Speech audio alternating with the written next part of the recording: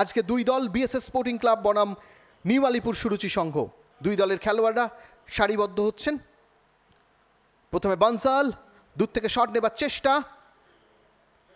আবার কিন্তু দেবজিৎ বসাক সেন্টার, কিন্তু ওখানে কাইফ, আবার বেদেশ্বর কাইফ, দুর্দান্ত কালেকশন। ওখানে দুরন্ত শট ছিল সৌরভ রামের, কিন্তু প্রতিহত করেছেন শুভম রায়।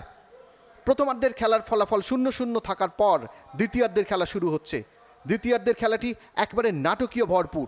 এগিয়ে চলেছিলেন সেই সৌরভ, কিন্তু কাইফ আবার এগিয়ে যাবার চেষ্টা, দূর থেকে শট, সরাসরি কাইফ। অনবদ্য ফুটবল এখানে, কিন্তু দেখুন সেই তপন হালদার আবার এগিয়ে চলেছে। তপন এক্ষেত্রে কিন্তু পেনাল্টি, প্রথম পেনাল্টি পায় এবং রেফারির সাথে বাগবিতণ্ডা চলছে। শট এবং কাইফের সেভ এবং যা ফিরতি বলে ফাইজ আহমেদের অনবদ্য গোল।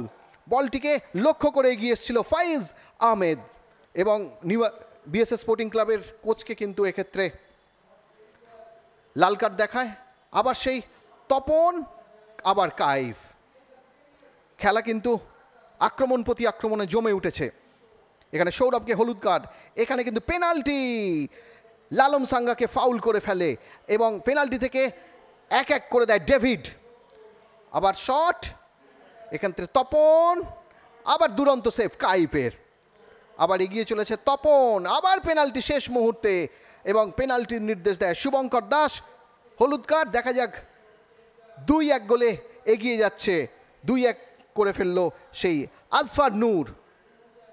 চমৎকার শট, এক্ষেত্রে কাইফ কিন্তু পারল না এবং আজকের খেলা শেষ ঘোষণা করলো শুভঙ্কর দাস। আজকের খেলার ফলাফল BSS sporting club 1, new Alipur Suruchi Sangha 2।